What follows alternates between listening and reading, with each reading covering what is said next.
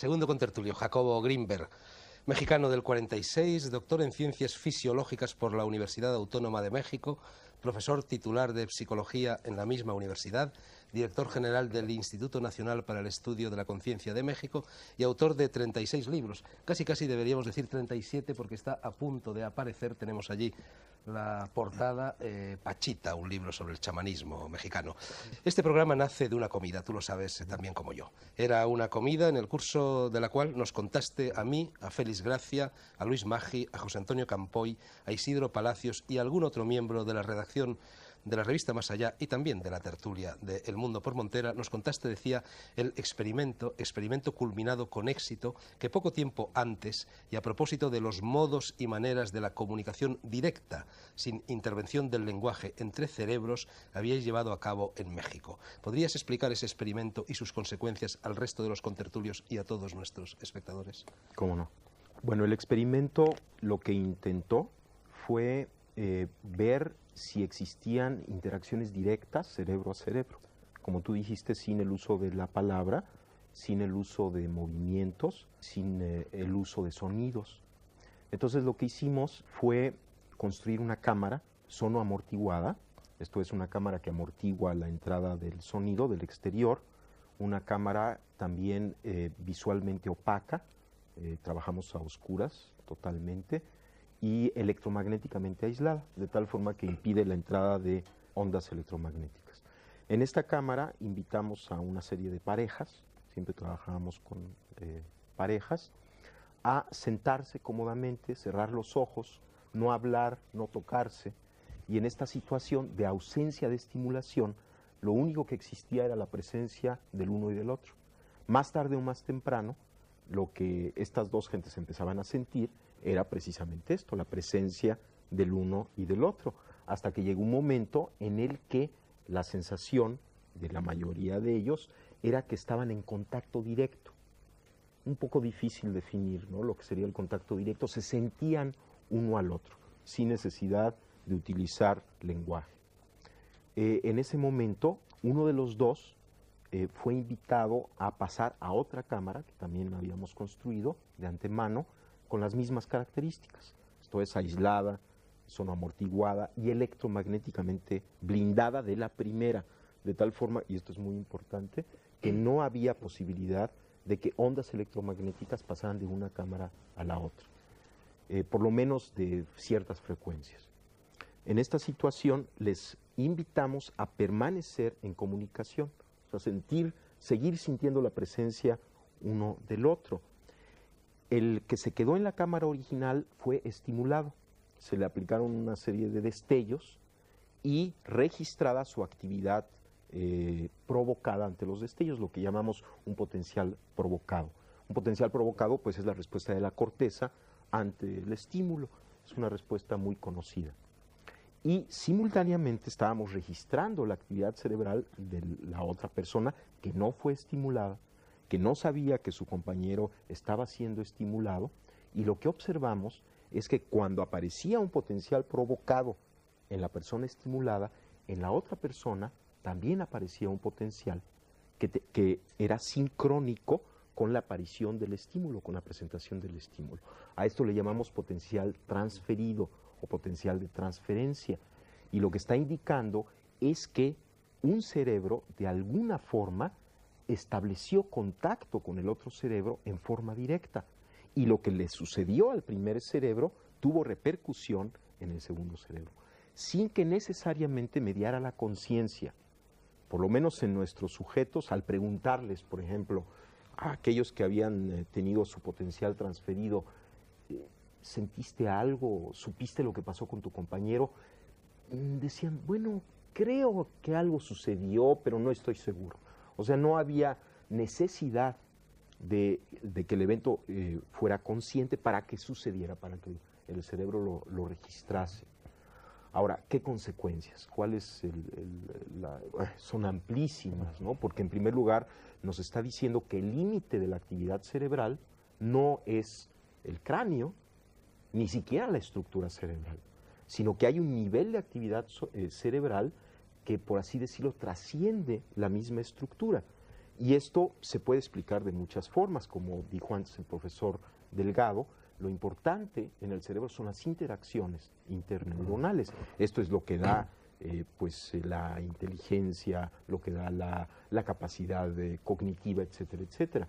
Se puede asumir que como resultado de una serie enorme de interacciones entre los elementos neuronales, se creen campos de interacciones. Y estos campos de interacciones, que nosotros les llamamos los campos neuronales, puedan no estar, y de acuerdo a nuestro experimento, limitados por la estructura cerebral, sino que afecten la estructura del espacio y sean medios de transmisión de cerebro a cerebro. Ahora, esto indica que cada uno de nosotros está interactuando todo el tiempo, sin que lo sepamos, sin que necesariamente tengamos conciencia de ello, entre nosotros. Existen interacciones, de tal forma que así como hay una red de interacciones interneuronales, podemos suponer la existencia de una red de interacciones intercerebrales. Y esto permitiría asumir la posibilidad de la existencia de un organismo que surja de estas interacciones intercerebrales. Un organismo, ¿qué quiere decir un organismo? Un nivel de actividad que nos trascienda como individuos, del cual formamos parte y muy probablemente el que nos está afectando y estamos afectando. Lo que podría ser quizá la base estructural o fisiológica ya de la nueva fisiología de la conciencia planetaria, de un estado de conciencia que nos incluye, que estamos alimentando continuamente y que definitivamente nos está afectando, porque podríamos decir, bueno, esta red de interacciones intercerebrales, de alguna manera, como muestra el experimento, está afectando nuestra actividad cerebral. Por lo tanto, estamos recibiendo información de esta red. Yo le llamo el hipercampo, por darle un nombre a esta red de interacción. Me da vueltas no la cabeza, sino el cerebro, después de oír de Jacobo. A ver si consigo moderar el resto del programa. Tercer contertulio, José Álvaro Calle, que es muchas cosas. Es físico, o ha sido, ingeniero, médico y psicólogo. Ejerció la enseñanza en las facultades de Ciencias y de Medicina de la Universidad Complutense y actualmente trabaja en un centro médico especializado en patología de la comunicación y es consejero de una empresa privada dedicada a la investigación y explotación de la inteligencia artificial. José Álvaro, ¿en qué medida el impacto de un hecho en un individuo puede modificar drásticamente su personalidad sin que su cerebro sufra ninguna modificación fisiológica? Bien. Después de la explicación que ha hecho Jacobo Grinberg, creo que me facilitará esa explicación lo que quiero yo añadir para justificar la respuesta a la pregunta. Debemos hablar efectivamente de actividad cerebral y actividad mental, no de una manera dualista, tampoco yo diría de una manera casi unívoca, pero en todo caso de una manera desconocida. En lo que no cabe duda es que hay una interacción mente-cerebro que ya nadie discute. Hay una actividad química en el cerebro, hay una actividad electromagnética y hay una actividad, que es la actividad mental, que naturalmente hay que tener muy en cuenta y que es la que, en definitiva, en muchas ocasiones, puede justificar lo que decía Jacobo Grinberg, no entendiéndola como una entidad, como un ente separado, sino como una realidad más. Entonces, ¿puede un hecho importante variar la personalidad?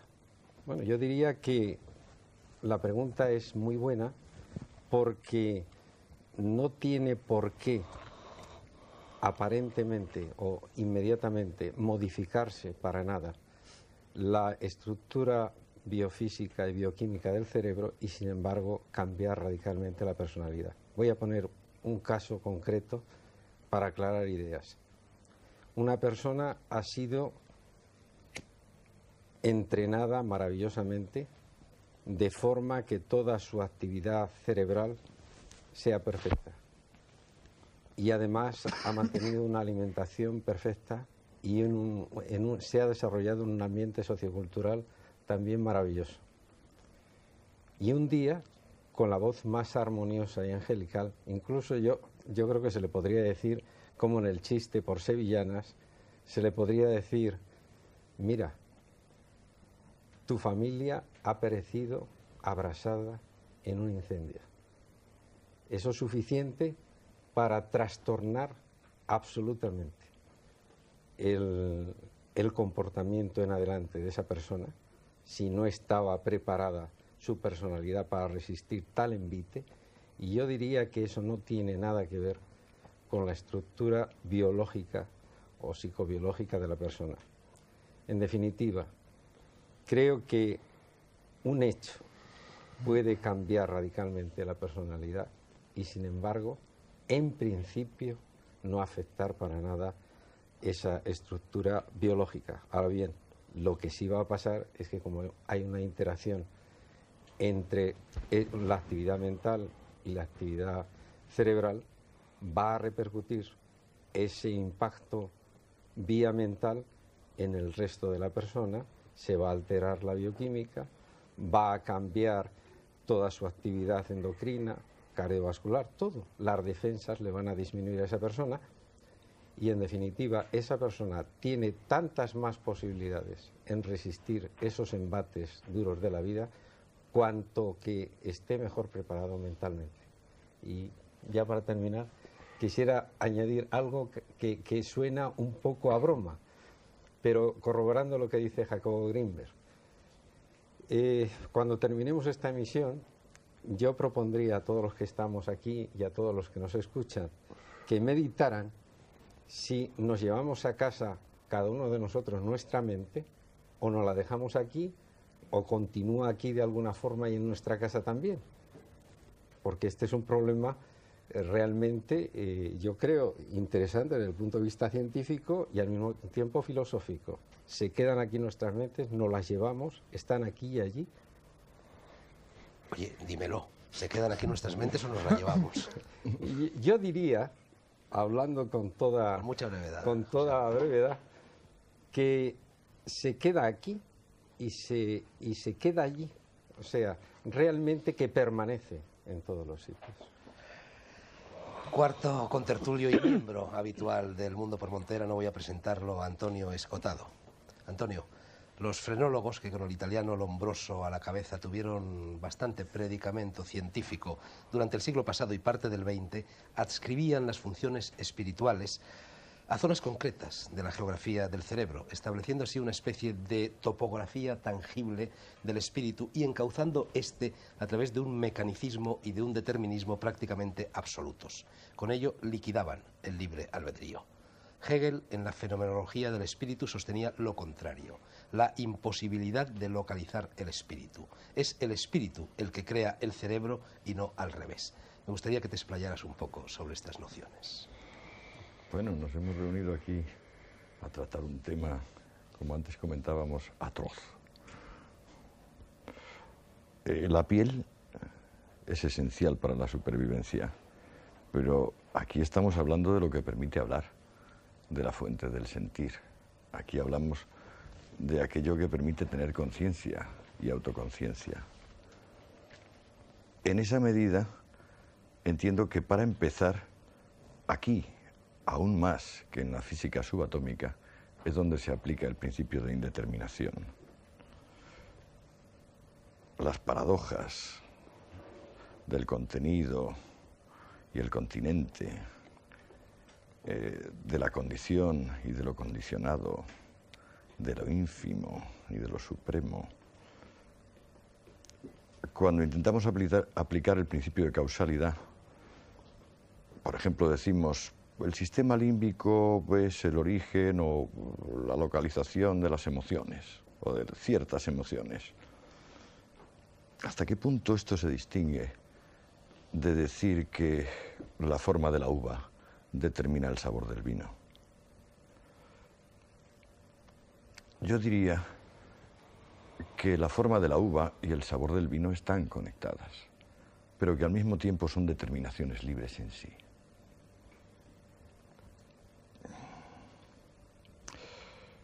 Esto es extremadamente complejo.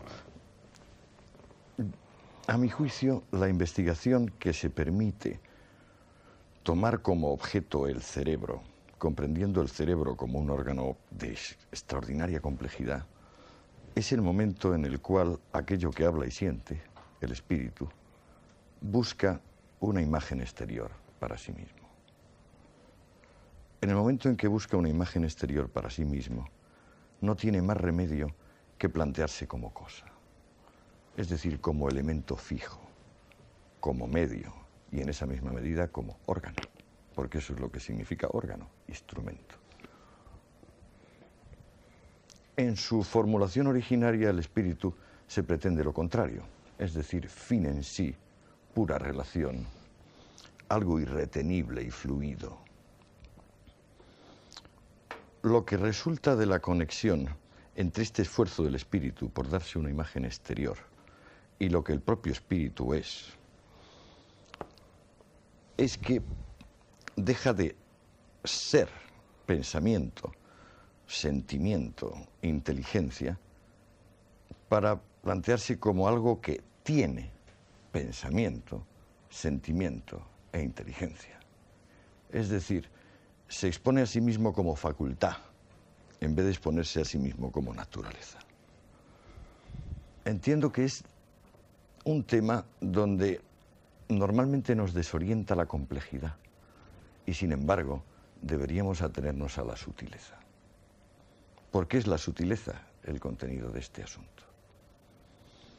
En la medida en que las intervenciones previas de los contertulios son tan excelentes, yo no querría con la mía interrumpir la fluidez de este diálogo.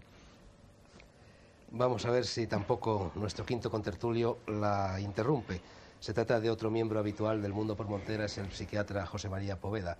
José María, hace un mes yo acababa de regresar de Oriente, tú viniste a cenar a casa, estaba también Antonio Escotado, y yo os dije que para mí Oriente era algo así como la Virgen de Lourdes para los tullidos, que llegaba allí y en cuanto colocaba el pie en el aeropuerto de cualquier país oriental, inmediatamente todos mis males, todas mis preocupaciones, todas mis neuras, todas mis dolencias desaparecían como por arte de encantamiento, y que no me lo podía explicar, me lo explicaría si hubieran transcurrido 2 o 3 o 4 días desde mi llegada, pero simplemente al llegar en el mismo instante me parecía bastante extraño.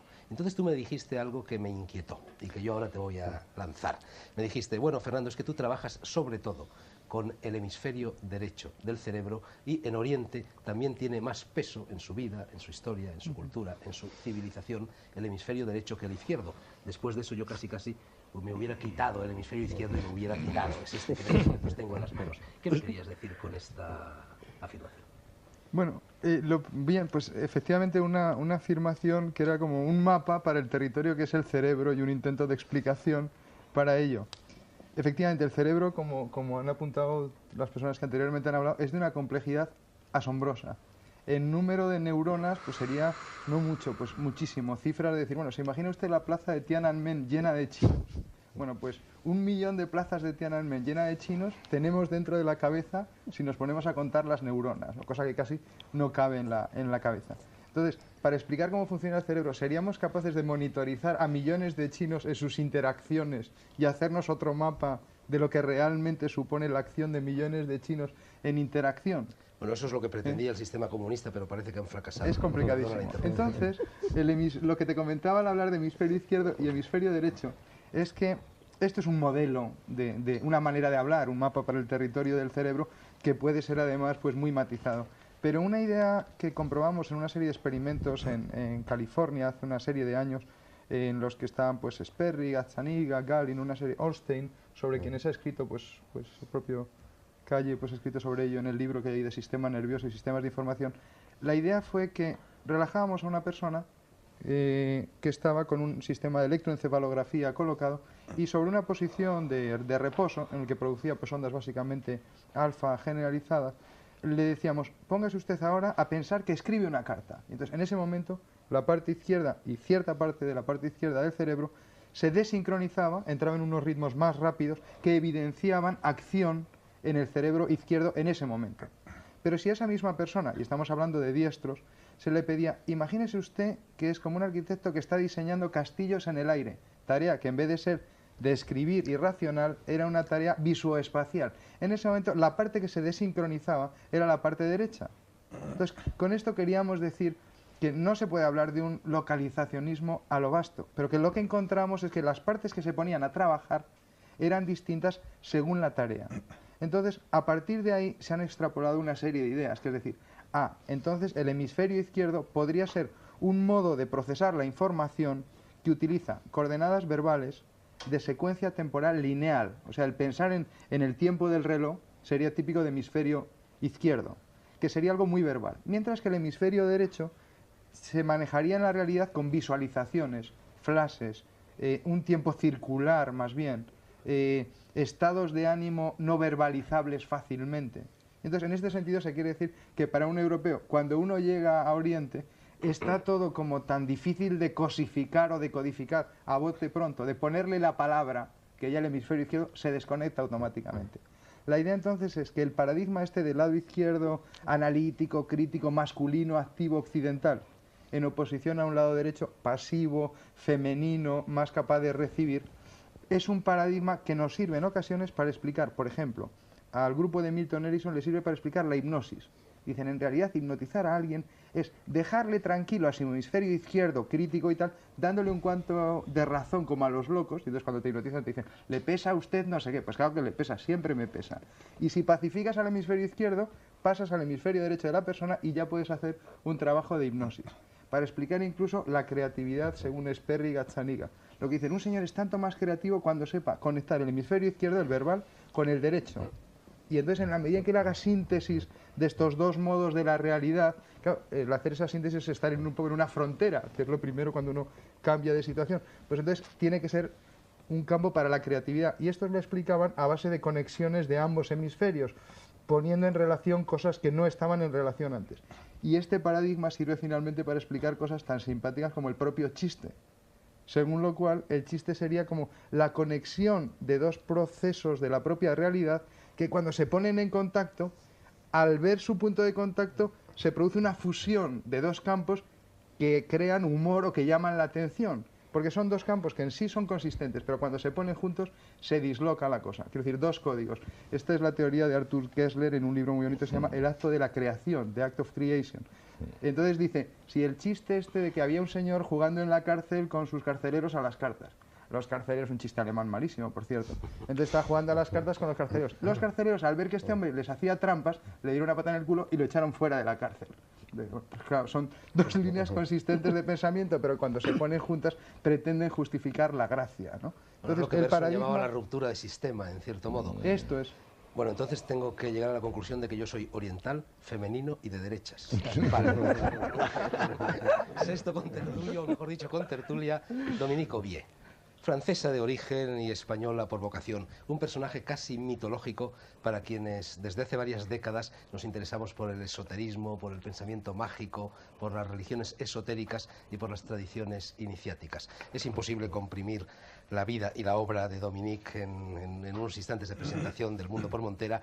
Dominique ha hecho de todo en la vida, ha escrito novelas, se ha interesado por la tauromaquia, intervino en la resistencia francesa, un buen día se instaló en España hace ya casi medio siglo, se instaló en el litoral almeriense, en el litoral de Mojácar, de Carbonera, de Agua Varga, se dedicó allí a la promoción del turismo y se dedicó sobre todo, después de una lectura traumática del Quijote en 1951, a investigar en la estructura talmúdica y cabalística de la obra de Cervantes.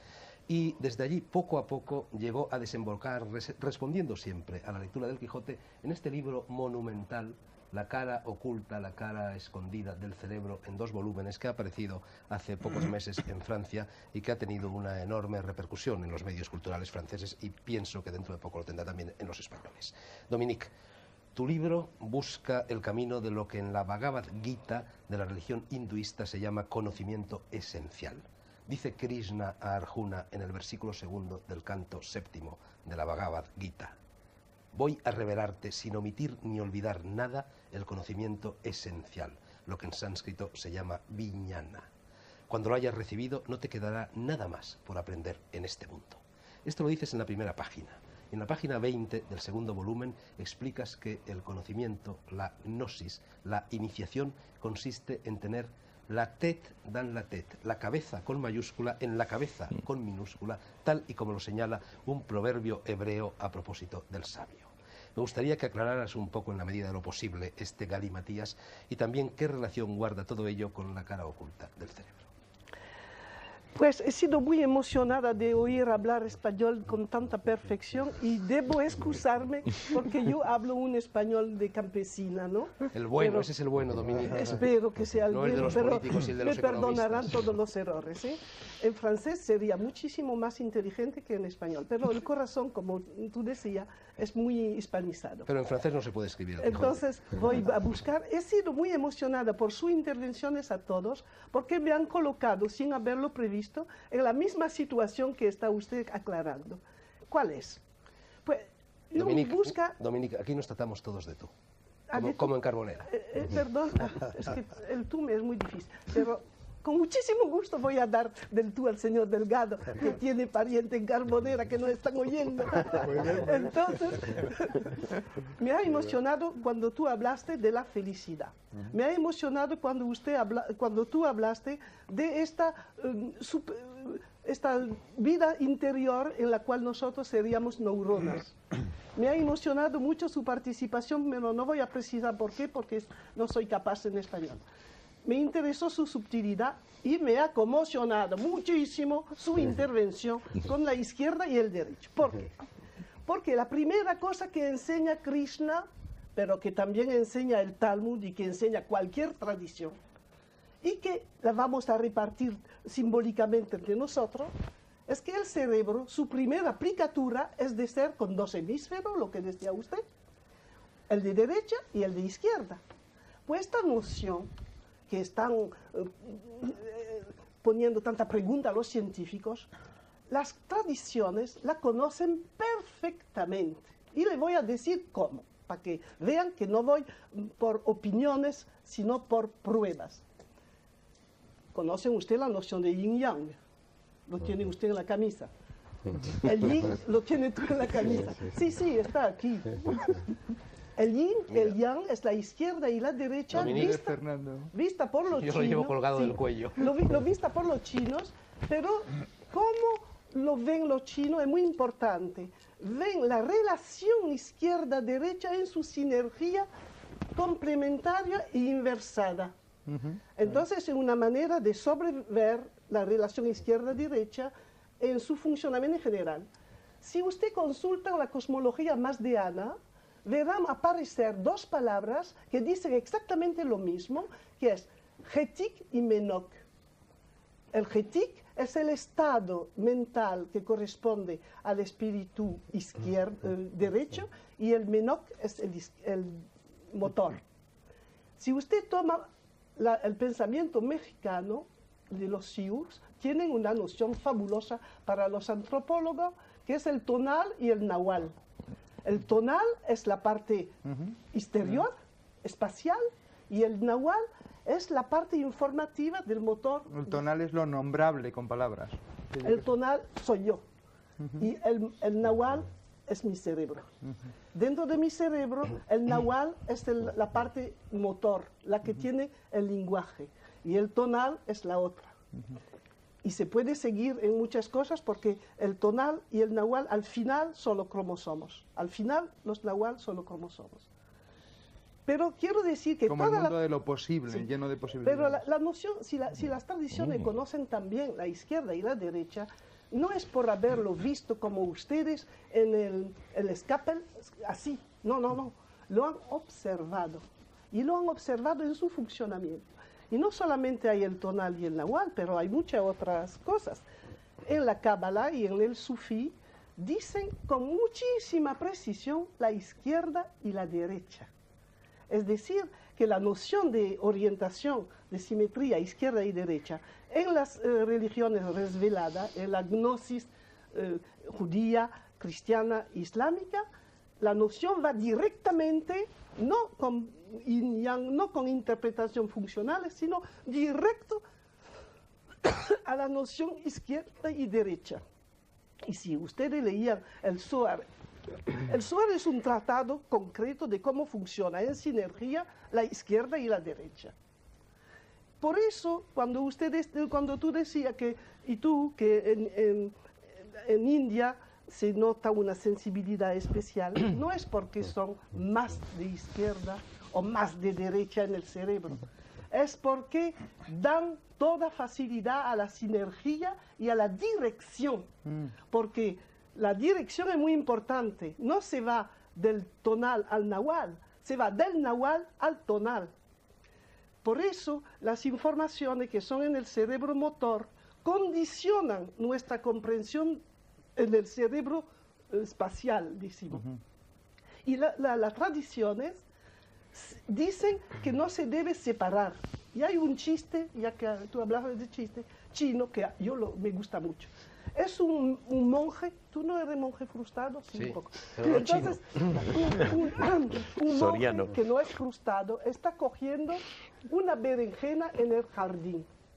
Y otro monje lo mira y le dice, tú coges muy bien esta, pero ¿cómo haces para coger la otra? Y el tío se levanta y lo mira con sorpresa. Entonces el monje que ha hecho la observación toma el instrumento del otro y coge una flor. Y el otro le dice, sí, coges tú muy bien la flor, pero ¿cómo tú harías para coger el fruto? Y un tercero monje que viene dice, Señor, hay que coger la flor y la fruta y saber coger los dos, no en el mismo tiempo, sino cada uno siguiendo el otro. Y eso es la gran noción del dentro y del fuera, que es una noción esotérica que parece tan difícil y que no lo es.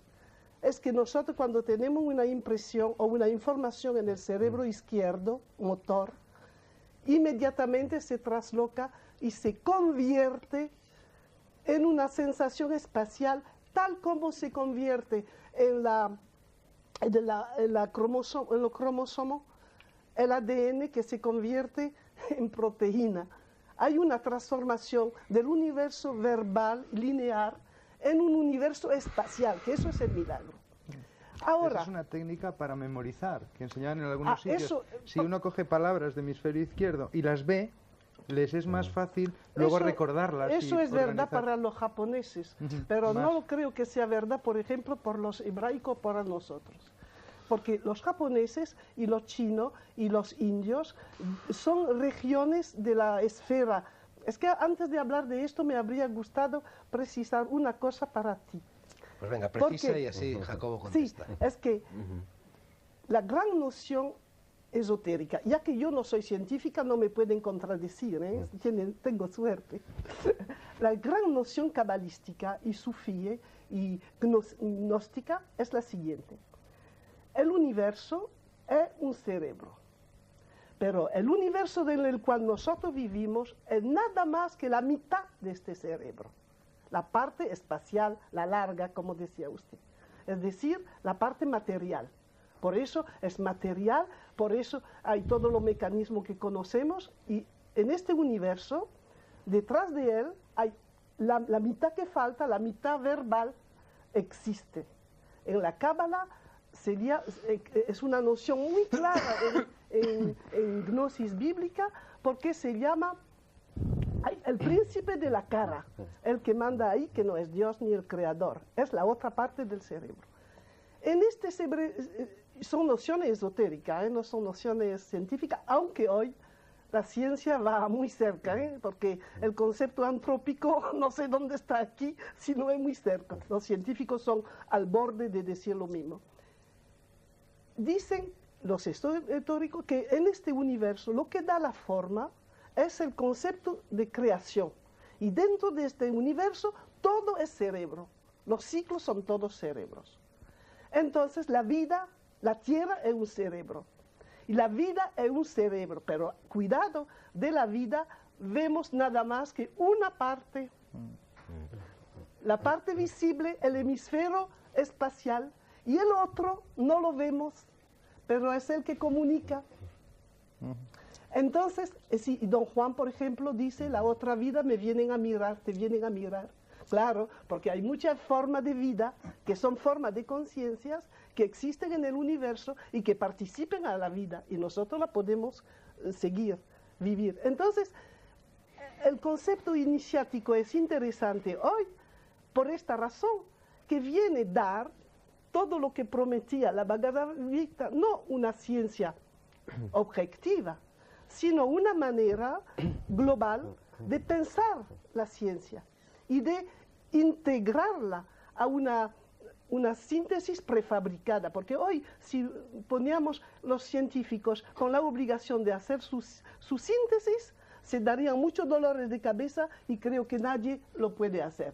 Porque yo he hecho un estudio, que lo hablo en mi libro, de todas las tentativas oficiales del mundo desde 1950, que son 40 años ya, para buscar la síntesis. Y no hay manera. No hay manera, porque la síntesis no es necesario hacerla, preexiste y está confiada a todas las tradiciones. Y lo que a mí me emociona, y eso lo quiero decir porque soy cabezona, es que es formidable de ver la ciencia y todas las religiones, todos los mitos, todas las tribus, la más mínima tribu de India o de África, saber lo mismo, a condición de saber de qué hablamos. Si hablamos del cerebro como organización, donde la función se impone en la estructura, encontramos que en el mundo no hay que pelear, el mundo entero, en muchos idiomas, en muchas formas de cultura, en muchas expresiones rituales, simbólicas, objetivas, dice lo mismo. Pero hay que buscar los puntos en los cuales esta opinión se hace. Por ejemplo, hablándote a ti de la vida, te he dado un punto de unión. Pero por la felicidad del señor Delgado, se podía decir la misma cosa. La felicidad, tú has dicho, es cuando un cerebro funciona bien. Dominique, ¿me permites que te interrumpa? Sí. Porque se nos está yendo el programa entero. Eres casi peor que André Malví. Yo creo que en vez de seguir el camino de la felicidad, vamos a seguir el camino que había señalado en tu interpelación a Jacobo. Y Jacobo creo que quería decir algo. Y luego el profesor Rodríguez Delgado. Jacobo Grimberg. Bueno, Yo ruego a todos más brevedad de las intervenciones porque se nos va el programa. Perdóname, que no me he dado cuenta. Nada, no te preocupes, pasa siempre. Bueno, ha sido muy, muy interesante escucharlos y yo estoy de acuerdo con Dominique, ¿no? Lo importante es la sinergia. Y yo quisiera relatarles un experimento que hicimos en México, que está íntimamente ligado con algunas de las cosas que se han hablado. Durante varios años estuvimos registrando la actividad del hemisferio derecho y del hemisferio izquierdo, y lo que hicimos fue un programa con una computadora, un ordenador, en donde la computadora recibía la información de ambos hemisferios, la comparaba entre sí y dependiendo del resultado de la comparación daba una serie de señales a los sujetos. Por ejemplo, si las formas de onda de los dos hemisferios eran muy parecidas, la computadora daba un tono muy grave, un sonido grave. Si las formas empezaban a ser diferentes, las formas electroencefalográficas, daba un sonido agudo, de tal forma que el sujeto podía conocer, a través de un sistema de retroalimentación sonoro, el estado de su unificación interhemisférica y además aprender a modificar las relaciones interhemisféricas. Podía, por ejemplo, decidir incrementar la correlación interhemisférica yéndose hacia los sonidos graves o decidir incrementar la diferencia, la lateralización, yéndose hacia los sonidos agudos. Esto lo repetimos en más de 30 sujetos durante 3 o 4 años, porque lo que queríamos saber es cuál era la experiencia de la unificación, o sea, qué es lo que sucedía con la psicología del sujeto cuando sus dos hemisferios empezaban a trabajar en forma correlativa. Y lo que en todos los casos los sujetos reportaron es que a medida que se incrementaba la correlación interhemisférica y llegaban entonces los dos hemisferios a trabajar en forma coherente, su sensación era la de llegar o la de tocar un centro yoico, una unidad, un estado interno de quietud, de paz, de coordinación. O sea, había un isomorfismo entre su experiencia subjetiva y la correlación interhemisférica. En cambio, mientras menos correlación interhemisférica había, los sujetos reportaban una sensación de dispersión. Se sentían mal, se sentían que no estaban en unidad. Muy interesante. Los sujetos más entrenados reportaban que cuando lograban controlar a voluntad la correlación interhemisférica, esto es, incrementarla o decrementarla a voluntad, empezaban a sentirse como en una existencia, en un estado, en una localización extracerebral. O sea, no quiero decir que se salían de su cuerpo y veían su cuerpo, sino que sentían que su experiencia estaba localizada en un lugar que ya no era derecho-izquierdo, sino que incluía a ambos. En un segundo experimento, lo que hicimos fue hacer interactuar gentes que normalmente permanecen en un estado de alta correlación interhemisférica. Todos nosotros tenemos oscilaciones en nuestra interacción interhemisférica. No hay, a menos que seamos meditadores veteranos, un estado de continuidad en la correlación interhemisférica. Oscilamos, a veces hay más correlación, a veces hay menos correlación. Tenemos patrones de correlación interhemisférica que seguramente están asociados con nuestros estados de identidad o no identidad, de unificación o no unificación. Entonces, lo que hicimos fue hacer interactuar sujetos que estaban en diferentes niveles de correlación. Y lo que observamos, parecido al experimento de potencial transferido, es que el sujeto que tenía más elevada correlación interhemisférica siempre atraía hacia su nivel al otro sujeto. Esto es en la interacción preverbal, no sin verbalización, simplemente por la sensación de presencia mutua, el sujeto que tenía baja correlación empezaba a aumentarla. Y el que tenía alta correlación disminuía ligeramente su correlación hasta que llegaban a un equilibrio. Y pienso que esto está muy interesante pensarlo en términos de las relaciones entre nosotros los humanos, cómo nos sentimos unos con los otros y hasta dónde el estado de unificación de alguien cambia el ambiente. Yo estoy un poco preocupado, porque yo creo que tenemos una intercomunicación cerebral muy buena quizá entre nosotros, pero ¿tenemos la misma comunicación con esa gente que nos está oyendo, con nuestros telespectadores? Yo creo que no. Y entonces lo que yo propondría aquí es que, en vez de tener el seminario de alta altura científica, a mí me está interesando mucho lo que está diciendo todos vosotros, pero mi cerebro está pensando en el cerebro de toda esta gente que nos está escuchando. Y se le escapa a esta gente un poco lo que estamos hablando. ¿No sería quizá más necesario pensar el cuáles son? ¿Quién eres tú? ¿Quién soy yo?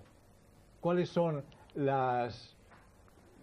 los estímulos que estructuran el cerebro de la gente que nos está escuchando? Pues claro que las cosas tuyas tienen una enorme importancia, pero eso puede explicar transmisión de pensamiento, maravilloso. Pero el cerebro de toda esta gente, lo importante son, como tú decías, Fernando, los inputs y los outputs, los estímulos sensoriales, y esto es lo que va a formar el cerebro de toda esta gente que nos está escuchando. Y yo entonces la pregunta que yo haría a todos es, ¿cuáles son los elementos estructurales de mi yo? Del yo de toda esta gente, de todos vosotros. ¿Quién eres tú? ¿Cuáles son las cosas que a ti te dan? No, es que eso es importante por lo que la gente nos está escuchando. Pero ¿puedes dar respuesta a eso? ¿Cómo? ¿Puedes dar respuesta Sí, a eso? Absolutamente sí. Porque el cerebro se estructura, como decía Fernando, por los estímulos sensoriales que nos llegan de fuera. Y esto, un poquito en contra de lo que decía Calle, modifica la estructura anatómica, neuronal y neuroquímica de nuestro propio cerebro. Así es que a esta gente que nos escucha podríamos darle dos consejos. Uno, que alguno de vosotros lo habéis dicho, medita, piensa sobre ti mismo, el nostete ipsum. No es suficiente. Tienes que saber quién eres tú y qué clase de ser humano tú quieres ser. Y este es el consejo práctico para toda esta gente, y es que, iba a decir en las manos, no, en el cerebro. cada uno de nosotros tenemos la posibilidad de estructurar nuestra personalidad con una visión hacia el futuro. Los inputs y luego los outputs, de adentro y de fuera. Y esto estructura nuestro cerebro y esto permite que esta gente que nos está escuchando que cambie, si ellos quieren, sus propias concepciones religiosas, políticas, mentales, de actuación, etc. O sea, y ya con esto acabo, medita y actúa. Y estos son estructuras cerebrales que te permiten modificar tu propia personalidad. Niño o niña, modifícala, medita y actúa. José María Poveda ha sido el primero en levantar el dedo. Sí, que esto de quién eres tú es una pregunta filosófica casi fundamental, pero la respuesta es problemático pensar que pueda ser verbal, que una respuesta verbal agote la respuesta a quién eres tú, y si decimos quién eres tú, cerebro, ¿qué sabemos de ti así un poco en plan mínimo, ¿no? Pues de entrada, por ejemplo, MacLean, que es una de las personas que han divulgado una noción también muy interesante, porque hemos dicho, derecho e izquierdo es una visión horizontal del cerebro, pero una visión de niveles del cerebro, la idea de MacLean era que cada uno de nuestros tus incluye, y casi de manera doble, 3 sistemas de cerebros. Incluimos el cerebro y la memoria, si se quiere, y las maneras de ritualizar y de agredir de los reptiles. Nuestro cerebro incluye también, encima de ese cerebro, un segundo cerebro que asume el anterior, pero que actúa a veces en paralelo con él, que es el cerebro del mamífero, dice MacLean, y un tercer cerebro, que es el cerebro humano. El cerebro inicial, el de la serpiente, trabaja solo en el presente, dice él. Son actos como reflejos, como los de la médula espinal. Por eso, por ejemplo, los psicólogos que modifican la conducta no trabajan con serpientes, porque las serpientes no se pueden entrenar, prácticamente no tienen una memoria organizada bien. Los mamíferos ya tienen el pasado incorporado a su sistema de cerebro, organizan la información de manera más sofisticada, son capaces ya de rituales, de emociones, de otras historias. Y un tercer nivel ya es el nivel, digamos, cerebral, frontal, que incluye la capacidad del futuro. Entonces, cada uno de nosotros es varios tus a la vez. Y además independientes, y no siempre conscientes de los otros niveles. Sí y no, porque lo que hay que hacer precisamente es darte cuenta, las cosas de Paul MacLean son muy discutibles, pero bueno, darte cuenta de quién eres tú, y entonces esa conciencia, cambiarte tú si tú quieres. Que tú quieres ser un reptil, pues hijo, pues sélo. Pero para eso tienes que meditar y decidir el propósito de vida. ¿Cuál es tu propósito de vida? ¿Para qué haces lo que haces? ¿Cuáles son tus emociones, tus pensamientos, sobre todo tus acciones, tus ideologías políticas, tus ideologías religiosas? ¿Estás ya determinado por tus 3 cerebros de una manera ya fatal? No. Y eso es lo que yo digo. Son posibilidades, grupos de posibilidades. Cambiar. Entonces, piensa un poquito quién eres y cambia si tú quieres cambiar. Eso es perfectamente posible, incluso sin la ayuda de neurocientíficos, ni de los psicólogos, ni de los psiquiatras. Tú puedes cambiar. Vamos a ver, ha pedido la palabra Escota, el rastreador, y luego José Álvaro Calle. Pues mira, sin duda a veces la gran densidad de información hace que en su expresión parezca simplismo.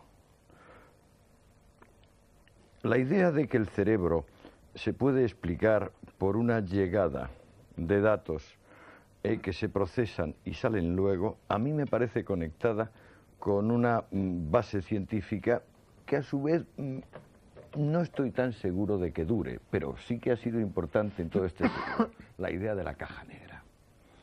Investigamos un asunto suponiendo que es una caja negra y entonces según se entra y según se sale, así hemos entendido, por ejemplo, lo del reflejo condicionado. Así hemos llegado a entender cosas mucho más importantes como el principio de cómo se reproducen los guisantes en Mendel. Pero el cerebro no admite que se le trate como una caja negra, sino que pide que lleguemos, lo abramos y lo investiguemos.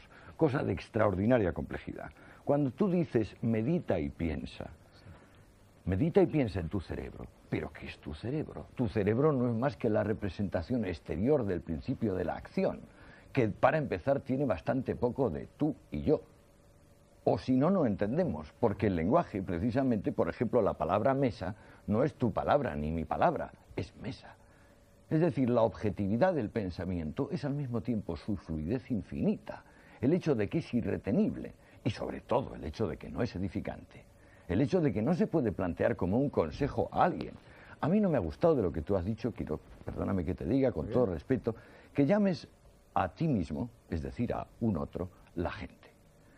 Y mucho menos que esto se circunscriba a piensa o no piensa. En realidad, creo que si lo pensamos con una cierta objetividad, aquí estamos esta noche con estas luces, no veo ninguna razón para imaginar que meditamos más que los demás. Ni la más mínima. Bueno, es una cosa maravillosa del cerebro, es que nos permite estar en discordancia. Claro. Y lo que yo digo es que hoy día hay unos principios neurobiológicos, que el cerebro es muy complejo, pues claro que sí, pero en esa complejidad hay cosas muy concretas, por ejemplo, la educación, y si tú no sabes neurobiología, tú vas a educar mal a tus niños y a tus alumnos. Neurobiología, educación. Pues estamos aviados, perdona. ¿Eh? Si para ser padre hay que saber aviados. neurobiología. Un poquito, bueno, no mucha, pero un Neuroquímica. poquitín, hay que saber, para ser padres, hay que saber educación, ¿no? Hay que estar educados. Y si no, tú vas a maleducar a tus niños. Ahora, lo que yo digo... Mañana mismo me voy a la Biblioteca Nacional y me empollo toda la neurobiología. No mucha neurología, es muy poquita, es muy sencillita. Pero lo que quiero decir es que hay unos principios muy sencillitos que hay que saber aplicar.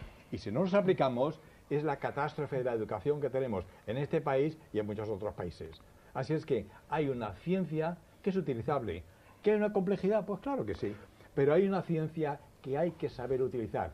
Y si no se sabe utilizar, pues las consecuencias le estamos viendo lo que pasa. Guerras, injusticia social, hambre, paro, 50.000 cosas. Así es que vamos a utilizar nuestra tecnología y nuestra ciencia mirando no al ayer, sino al mañana, con una proyección futurista de lo que tenemos que hacer hoy. Bueno, este era el consejo que yo le estaba dando a los que nos escuchan. Claro, pero Que hay como que hacer das el algo consejo en vez del positivo para contenido, estamos en el mismo problema de la diferencia entre si el espíritu es un hueso, como decía Lombroso, o no. Si os parece, vamos a ver lo que nos quiere decir José Álvaro Calle, luego Dominico a mí Guillén sí y me luego gustaría, Jacobo Grimberg. pienso que es interesante que los que nos estén escuchando reciban una serie de mensajes que les sirvan de reflexión. Entonces, como gran reflexión, a mí me parece que los grandes interrogantes deben plantearse y dejarlos aquí.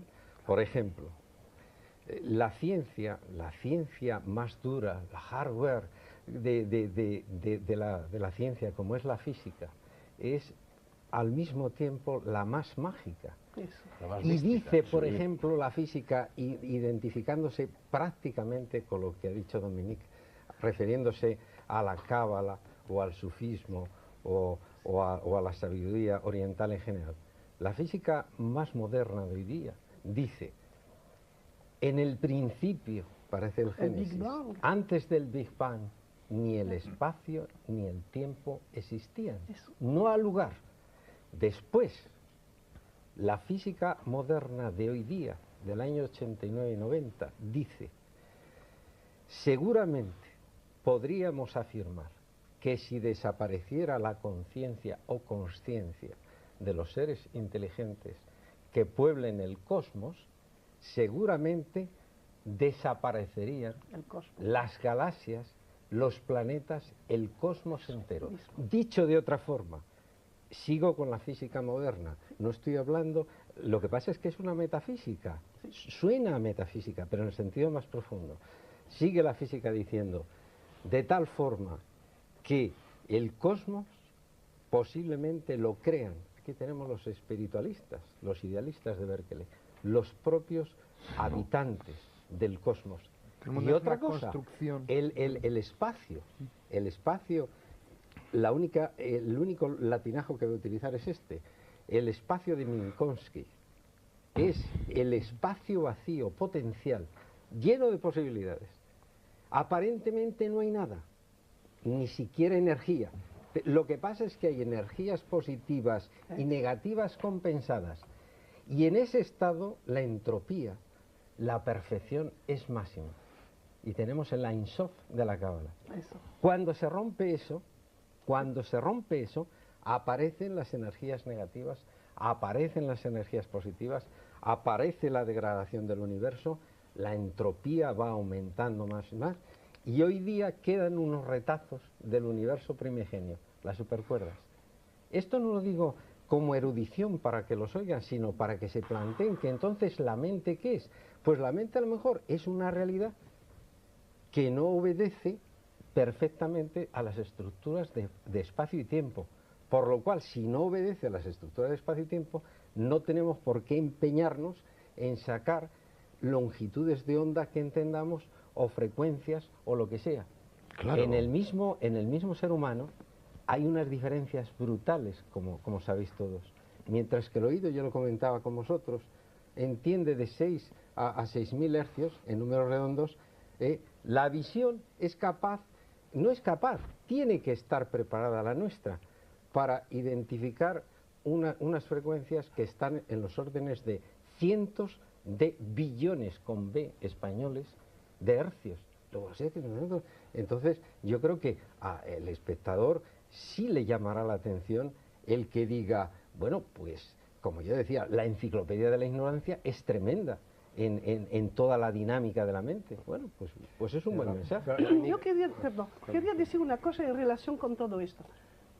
En la época cuando la humanidad pensaba simbolismo, que son las religiones y la mitad de la gente, porque la gente, y digo la gente, no sé si es la buena palabra, porque quiero decir mis semejantes, todo lo que tenía un cerebro, que sean instruidos o no lo sean, recibían de la fe ciertos conceptos y además su experiencia personal le traía a saber cosas muy profundas. Yo le voy a decir una. En Francia, en los campos de Saintonge, hay un refrán de campesinos que dice: todo lo que pasa, repasa. Es decir, todo lo que viene una vez, viene una segunda vez. Bien, ahora voy a llamar en mi cerebro mi memoria... queda, decimos mi memoria talmúdica. Pues mire, es una ley de la hermenéutica bíblica que todo lo que pasa, repasa. Por eso en la Biblia se dice no Moisés, se dice Moisés, Moisés, o se llama Abraham, Abraham. Y además en hebreo, cuando se lee, las palabras son repetidas. Pecado literario en Francia, pero buena ortografía en hebreo. ¿Por qué? Porque las lenguas sagradas, como el hebreo y muchas otras, saben cosas profundas que lo sabían también los campesinos y lo sabe mi Juana en Carbonera, porque eso de pasar y repasar, vaya si lo sabe ella. Todos los gitanos de Carbonera lo saben. Lo saben por su experiencia íntima, porque han mirado su vida. Porque como esta gente no trabajaba mucho, pues pensaba bastante. Y tienen 15 millardos de neuronas, tanto como tú y yo. Y alguna vez lo utilizan mejor que tú y yo en ciertas cosas. Porque en muchos consejos que me dan mi criada Juana, tiene ella razón y no yo. Porque ve otra cosa. Pero para ver los mecanismos profundos de la vida, son capaces. Y todas las tradiciones han sido formadas por gente sencillos, que tenían observaciones, sin gran ciencia. Eso no quiero minimizar la ciencia, porque la ciencia viene a confirmar ciertas cosas. Por ejemplo, lo de pasar y repasar, que a mí lo he recibido muchas veces por el chino, porque en China también en la versificación, en nuestra misma versificación... Dominique, vamos a decir pasar y volver a pasar, porque repasar en español significa otra cosa. Mejor, pasar, perdona. Pasar y volver a pasar. Esas son la ignorancia mía. El nacimiento se completaba. Un segundo nacimiento que tenía una virtualidad fundamentalmente espiritual. Es decir, que en ese sentido el segundo nacimiento tenía una dimensión religiosa, metafísica muy profunda. En ese sentido, por lo tanto, el tránsito, digamos, el viaje iniciático, era un tránsito que existe en nuestra época, pero a diferencia del mundo tradicional, nuestra época también concibe la vida humana como un tránsito. Sin embargo, en nuestra época ese tránsito no tendría una dimensión metafísica, no tendría una dimensión de alcanzar un más allá, de encontrar la raíz sobrenatural de las cosas y de la vida del hombre, mientras que en ese sentido el mundo tradicional encarrilaría, digamos, el concepto de la iniciación por este camino. El hombre nace natural, nace como ser biológico, necesita de abrirse al mundo del espíritu, por tanto necesita de completarse, y de ahí su segundo nacimiento, que de alguna forma, pues bueno, estamos hablando un poco de este aspecto aquí esta noche, ¿no? Sí. Emilio, sí. André Malví ha dicho en su introducción algo muy hermoso y muy profundo que se complementa muy bien con lo que tú, Fernando, has ido diciendo. A mí me ha impresionado mucho tu frase de buscar en el viaje iniciático, el yo más íntimo. Yo pienso que no importa dónde se vaya, sino que vayas tú, como decía Séneca. Y sobre todo, el viaje no importa la parte que sea, pero que todo viaje exterior se transforme en un viaje iniciático. Y yo pienso en esa misma línea que tú indicabas, Sibila, al principio, porque además hay que felicitarte por la actualidad del tema. En un libro que acaba de salir, está en todas las librerías, se llama Sol y Sombra, del premio pasado Espejo de España, que hablaba de Buñuel y las relaciones con Dalí, habla precisamente de que todos teníamos que hacer el viaje iniciático. Yo creo que todo viaje tendría que ser no solamente una sensación de ver lugares, de ver sitios, sino de morir de algún modo nosotros mismos para buscar ese yo más íntimo de transformarnos. Porque yo pienso que tú lo has dicho, el yo más íntimo, André, cualquier parte, aunque sea pequeña, aunque sea un lugar que tengamos cercano, siempre yo creo que todo viaje iniciático debía de ser un viaje de estreno. De ese estreno, de esa persona interna. Tú quizá, André, podrías ampliarnos. Sí, mira, te digo una cosa, es que primero, creo que cuando alguien llega al yo más íntimo, como dices, en realidad llega a los otros, a los demás. Quien llega a la verdad y no llega a los otros, no ha llegado a ningún sitio. El secreto del viaje iniciático es que es una especie de laberinto, en el cual, como bien se sabe, para no perderse, hay que siempre girar en la misma dirección, y que al final el que encuentras no eres tú, es el otro. No un otro en concreto, sino cualquier otro. En realidad, el viaje iniciático fundamentalmente es el encuentro con el diferente. No se puede tener iluminación, no se puede tener la conciencia clara de la armonía entre todo lo que existe, sin primero enfrentarse con el diferente. El encuentro con el diferente y la necesidad de que el diferente tenga todas sus caras, al igual que tenemos cada uno de nosotros, que soñar todas las caras que podríamos tener. Yo soy capaz de soñar que soy tú, o tú, o tú, o ella, pero no lo soy. La iniciación es lo que permite, una vez hecho todo el recorrido, de poder ser cualquier otro que se te enfrente, conocido o desconocido, sin tener que tener pelea para poder tener contacto. En realidad, el viaje iniciático es la materialización de algo increíble, que somos cada uno de nosotros el universo en su totalidad, y que todo lo que hacemos tiene que ver con el universo en su totalidad, y que todo lo que pasa en el universo tiene que ver con nosotros en nuestra reducida función egoísta, ridícula, mediocre y meprisable de tener un documento nacional de identidad. Bueno, pensando un poco con las personas que nos están viendo, perdona un segundo, te interrumpo nada más, con lo de Fernando, en lo de Fernando que me he quedado con la duda, es decir, Fernando tuvo ahí su viaje iniciático, es decir, un viaje iniciático tiene que ser también una ruptura. Sí, yo no me he querido meter con él por un motivo muy sencillo. A mí me ha emocionado. Mira, el primer libro que yo escribí, que se llama L'Ecfol, fue presentado con un texto leído por el príncipe Momar Bettisal, que vino a leer un texto escrito por Leopold Sédar Senghor, del cual acaba de hablar. Yo he vivido muchísimo tiempo en África, mis raíces íntimas están en África, yo me siento hermano a poder ser marido, porque me encantaría realmente serlo, de la pequeña Lucy, de las laderas del río Omo, que probablemente es el inicio mismo de la humanidad. Pienso que Fernando ha tenido la inmensa suerte de poder rodear el plato sin tener que comer lo servido. Yo ya anuncié desde el principio mi intención de guardarme alguna carta en la bocamanta. No tengo que entrar ahí, porque él y yo tenemos en común unos secretos que no le diré y él no me dirá. Hemos vivido lo bastante ambos en zonas ecuatoriales y también en desiertos. ¿Cómo vas a saber que el importante, si es importante, no tiene palabras? Así que hay ciertos momentos en los cuales el silencio tiene que hablar en vez que la boca. a vosotros.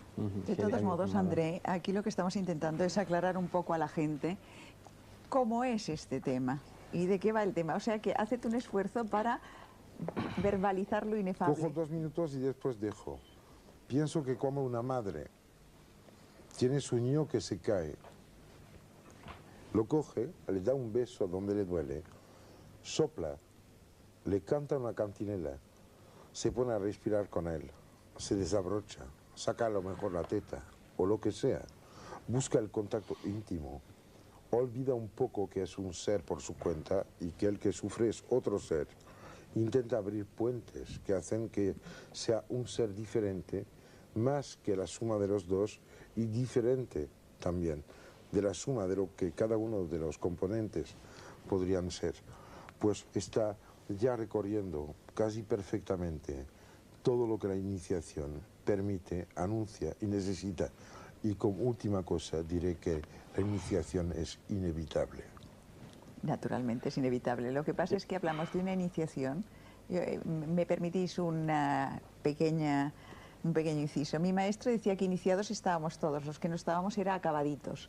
Digamos que los caminos iniciáticos, ya sabemos que todos, la vida es una iniciación, pero estamos hablando de los que se adelantan, digamos, a la vida natural, ¿no? Y entonces que hacen unos recorridos internos y externos, digamos de alguna manera, que les aportan, pues, no solamente nuevos conocimientos, sino una nueva forma de ser, una nueva, no sé, la piedra blanca con el nuevo nombre que está en el Apocalipsis, ¿no? Un nombre nuevo. Sibila, yo... ¿No has terminado o no? Sí, creo he terminado, pero además creo que quería hablar Escotado y Basilio Baltasar no ha dicho nada y quiero que hablen de sus respectivos miedos. Sí.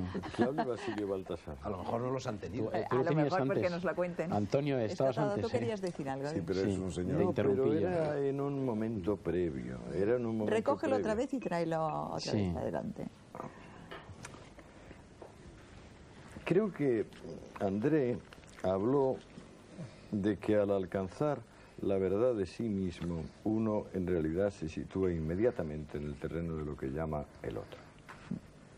Creo que la diferencia entre uno y otro se basa justamente en la falta de interés por la verdad.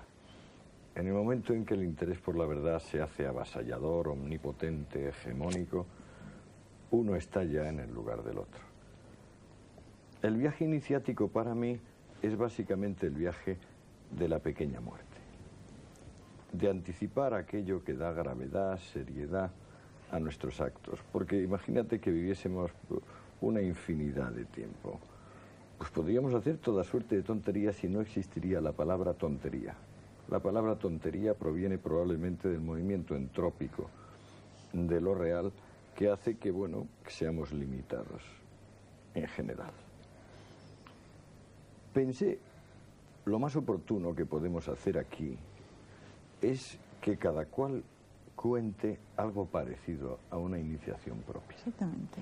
Fernando ha contado con un cierto lujo de detalles circunstanciales una experiencia. Yo he tenido varias experiencias, no sé, desde que me dijiste que este era el tema, me debato angustiosamente en cuanto a cuál sería la oportuna, en cuanto a cuál sería la menos privada. Pienso que es la de este anillo. Este anillo lo llevaba mi madre, es lo único que recuerdo de mi madre. Cuando ella murió, yo estaba en Ibiza, en un bar, y apareció un pequeño indio hindú, y dijo, no por dinero, para mi promoción, señor, ¿qué le grabo? Y yo le dije, délivré, que en francés significa liberado, abierto a lo que acontezca. Y él dijo, I don't speak French, sir, no hablo francés, señor. Y yo dije, bueno, pues ponga released. Y puso ahí con un burrito released y con un cierto matiz entre cursi y hortera añadió un pequeño corazón con una flecha que lo atravesaba. Pasaron los tiempos y estábamos en una casa ibicenca, en una habitación ibicenca encalada, alicatada, como son las habitaciones ibicencas. Y de repente vimos el mar por la ventana como un trocito de azul y luego lo de arriba era el cielo. Bajamos buscándolo.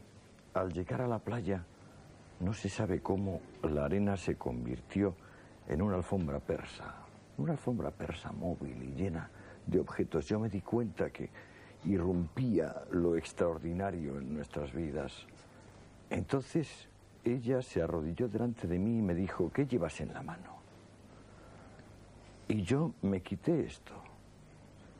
Pero entonces la miré otra vez, y aunque en Ibiza en aquella época no iba la gente vestida en la playa, la vi cubierta con un velo negro. Miré hacia la izquierda donde ella indicaba y vi un gran tronco de árbol cubierto de sal, reblanquecido, que me pareció la cruz. Saqué rápidamente mis conclusiones entre aquella mujer con el velo negro y la cruz que yacía en la orilla y salí corriendo. Salí corriendo, atravesé el final de la cala y poco antes de atravesar el final de la cala encontré un pescador manco con un anzuelo. Me asusté sobremanera, ya iba asustado sobremanera, corrí todavía más, llegué a la otra playa más amplia que había y entonces cambiaron todos los ánimos. La arena volvió a ser arena, lisa y llana. Oí las voces de la persona que estaba conmigo chillando: Antonio, Antonio, ¿qué pasa?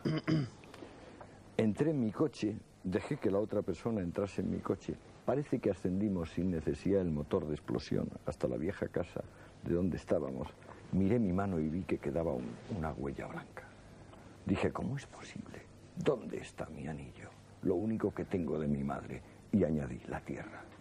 Y ella dijo: no sé. Yo te lo di. Volvimos a la playa, recorrimos la playa, no encontramos nada. Pasaron 20 días. Aquella persona que había estado conmigo fue a las 8 de la mañana a un bar de Ibiza y vio una mano que se posaba en la mesa. En esa mano que se posaba en la mesa estaba este anillo.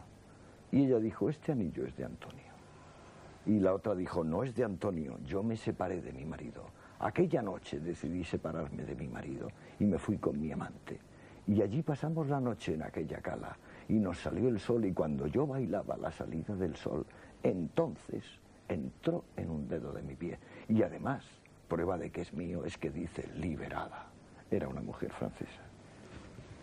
Qué curioso. Oye, sí, te dejo, pero Basilio todavía no... Si es un segundo. Nos has dejado a todos... Porque estáis todos hablando de experiencias propias. Esperad un momento. Perdón un momento. Es medio minuto en terminar. Sí, sí. Medio minuto en terminar. ¿Qué conclusión saqué yo de esto?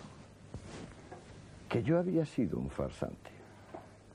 Que yo nunca había perdido mi anillo.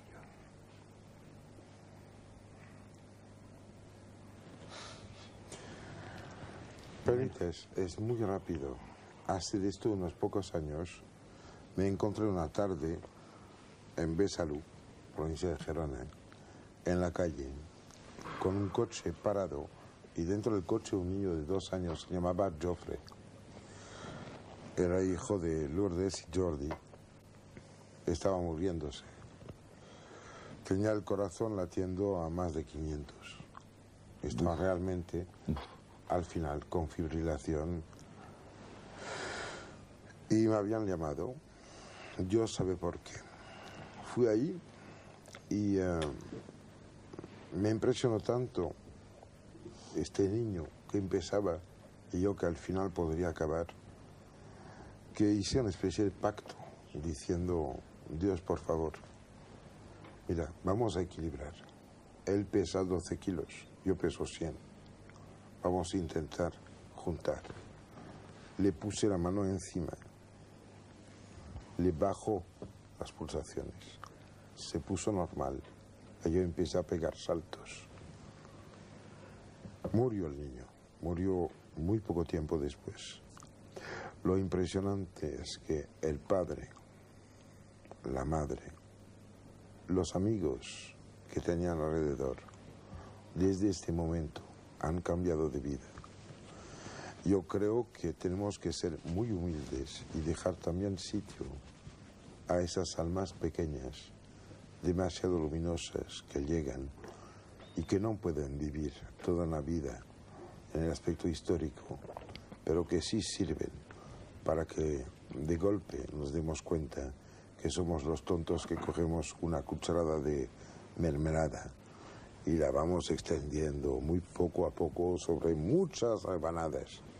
Y yo pienso de que si hay una conclusión, y me callaré después, que habría que hacer con todo lo que se ha dicho y se dirá, sería que, por favor, humildad, porque sin humildad no hay iniciación. La iniciación es la tierra en la cual pisas, la lluvia que te cae encima, el sol que se levanta, el frío, el calor, el hambre, el amor.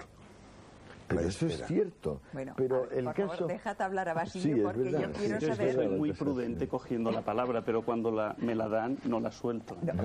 Bueno, te perseguiré Ya te a ti avisaré. entonces. Bueno.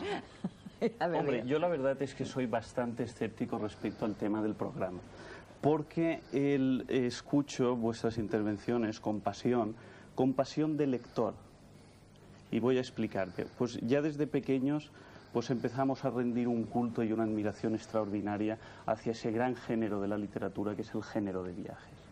Y entonces, bueno, pues uno lee y uno se educa en las formaciones del mundo, en las dimensiones del mundo. Y quizá ahora yo quisiera hacer una rápida selección de 3 volúmenes. El de los viajes de Gulliver, el viaje de Jonathan Swift, el viaje a los imperios del sol y de la luna de Cyrano de Bergerac, y un tercer libro, podría haber más, por ejemplo, El viaje al centro de la Tierra de Julio Verne, pero el tercero yo citaría especialmente el de Kipling, El hombre que pudo reinar.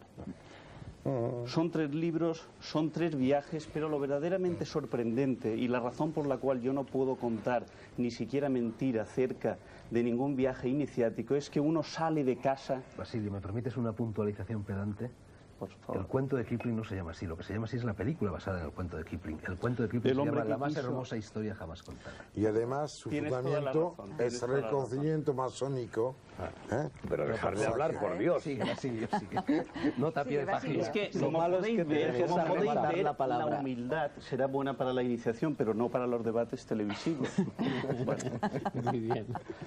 No, es que bueno estaría que el cine se comiera la literatura. A ver, cuéntame. No, es un fallo mío que además es interesante, pero de todas maneras viene a cuento de lo mismo, porque esa relación entre cine y literatura que algunos pues denuncian con un aparente rigor, yo quizás no sería tan riguroso en eso, pero bueno, no importa. Efectivamente, la novela es de Kipling y la historia es la mía. Y la película de Houston, que tampoco es manco.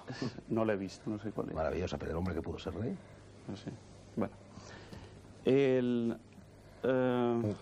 Decía, sí, bueno, estos 3 libros, exacto. Entonces uno, si soy humilde me vais a cortar todo el rato.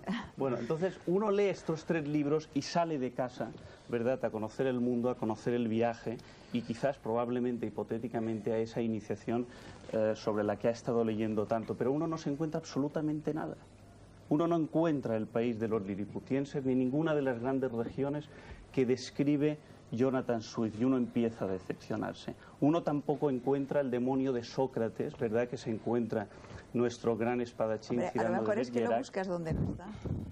No, pero es que, espera, oye, si me interrumpís, me voy. No, estamos dialogando, esto es hombre. un diálogo. Masturbaciones Esto es inglesas. un diálogo y aquí hay pero una es que relativa libertad. Sí, yo sí, por creo- supuesto, pero yo si creo estoy que- en el apartado de Mira, exposición de venga, premisas. venga, exposición de premisas. Sigue, Bueno, sigue. Entonces uno no encuentra nada. Entonces luego uno lentamente empieza a sospechar que el mundo no sistematiza su escenografía con la misma capacidad arquitectónica con la que lo hace un escritor.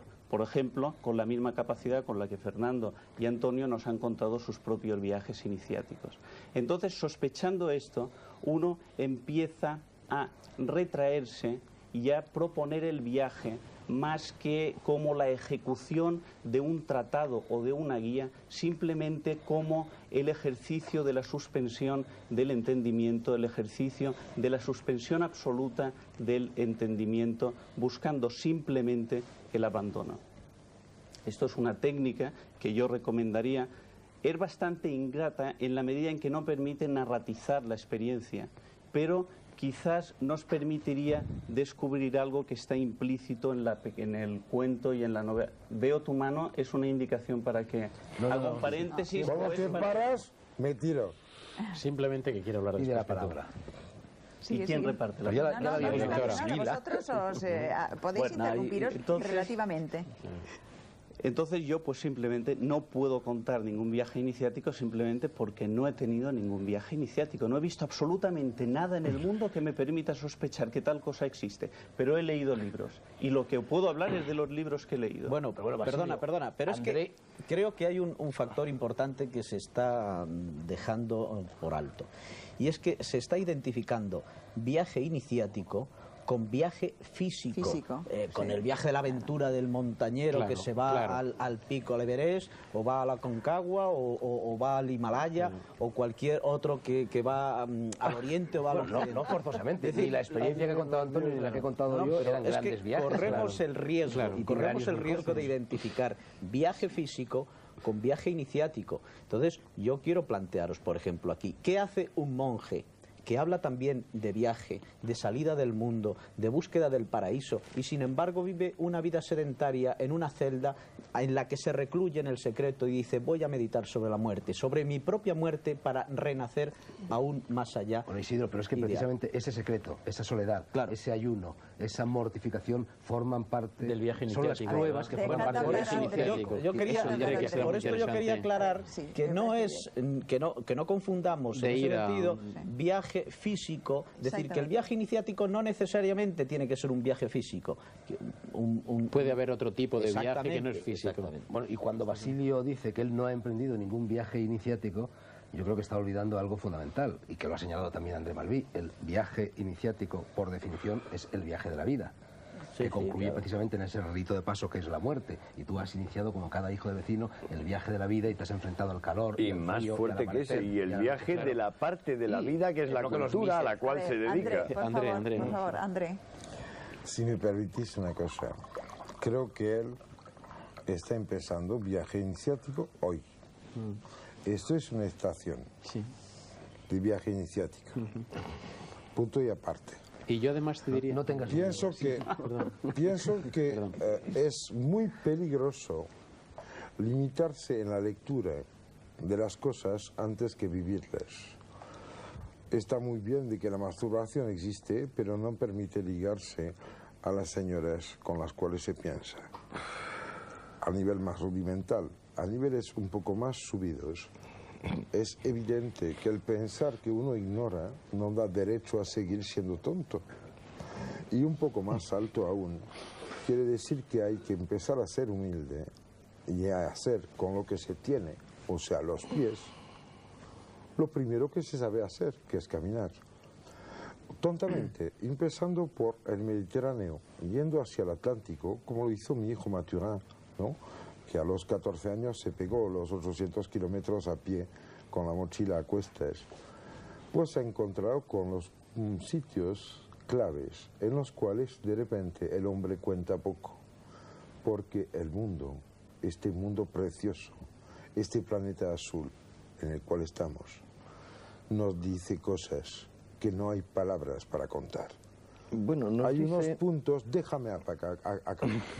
Hay unos puntos claves en los cuales el espíritu se despierta. Hay sitios privilegiados en los cuales sopla el espíritu. Si no te mueves para buscarlos, no me creo que en una cuarta planta de una calle de Madrid, Barcelona, París o Toulouse va a soplar así porque te da la gana. Vamos a ver. Yo creo que hay que André, dejar sitio y tiempo a lo que permite la iniciación. André, espera un momentito. Tú has traído unos diagramas que yo te he pedido, fantásticos, donde está un árbol de los sefirots judíos y un señor sentado en la postura del loto con todos sus chakras puestos ahí, sus vórtices energéticos, y con una vertical ahí que es el camino de Kundalini. No vamos a extendernos sobre esto porque sería complicado.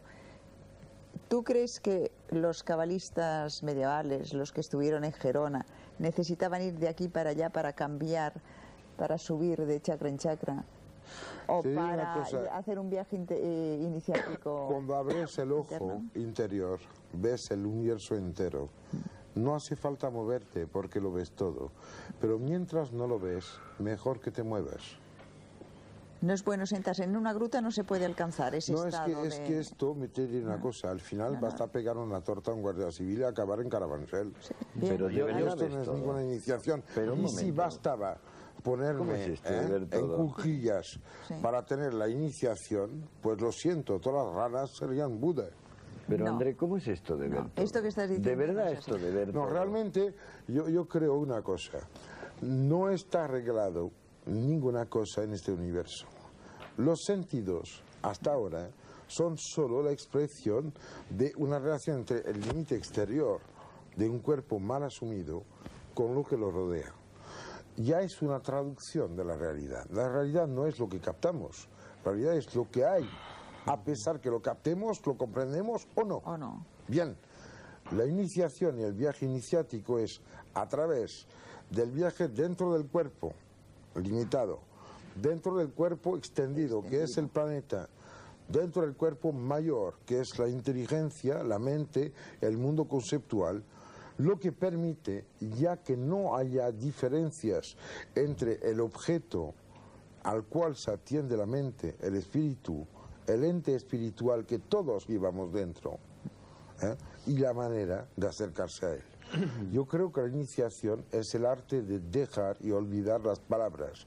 Las palabras encierran las cosas en un sitio, en la historia, en el tiempo y en la cultura. Yo creo que la existencia y la experiencia está afuera de todo.